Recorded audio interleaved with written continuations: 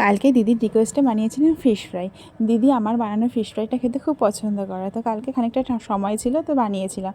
তার জন্য ভেটকির ফিলেগুলোকে দোকান থেকে কাটিয়ে এনে একটা মিক্সিং বোলে একটা পেঁয়াজ, রসুন, কাঁচা লঙ্কা, আদা আর ধনেপাতা ভালো করে ধুয়ে নিয়ে ওটা ভালো করে একদম মিহি পেস্ট করে নেবো। তার সাথে দেবো জিরে গুঁড়ো, গরম মশলা গুঁড়ো, নুন দিয়ে ওটাকে একটু লেবুর রস দেবো, দিয়ে ভালো করে মিনিমাম 1 ঘন্টা আমি এটা ম্যারিনেট করে রেখে দেবো।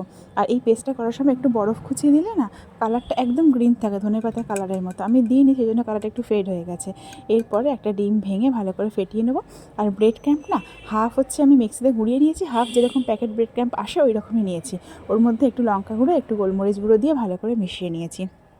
এরপরে সন্ধেবেলায় ম্যারিনেট করা যে মাছগুলো ছিল ওই ফ্রিলেগুলোকে ভালো করে আগে ডিমে চুবিয়ে নিয়েছি, তারপর ব্রেড ক্যাম্পে নিয়ে ডবল কোটিং করেছি। কেউ চাইলে সিঙ্গেল কোটিং করতে পারে, সিঙ্গেল কোটিং করলেও খারাপ লাগে না, ভালোই লাগে খেতে। এরপরে ভালো করে কোটিং করে নিয়ে মাছগুলোকে ছুরি দিয়ে যেভাবে শেপ করে ওই রকম করে একদম ফিশ ফ্রাইয়ের মতো ভালো করে চেপে চেপে শেপ দিয়ে নিয়েছি। এরপরে সবগুলো আস্তে আস্তে বানিয়ে নিয়ে আমরা 4টে খাবো, সেজন্য 4টেই ভাজবো। বাকিগুলোকে এগুলোকে অনেক দিন, মোটামুটি 1 সপ্তাহ তো প্রায় রাখাই যায় এগুলোকে এয়ারটাইট কন্টেনারে ডিপ ফ্রিজের মধ্যে রাখলে। এই যে একদম রেডি। একটু স্যালাড দিয়ে আর আম কাসুন্দি, এই রেসিপিটাও আমি আগে শেয়ার করেছিলাম, এইটা দিয়েই খাবো। আম কাসুন্দিটা এখনও আছে, আমের সিজনে বানিয়েছিলাম।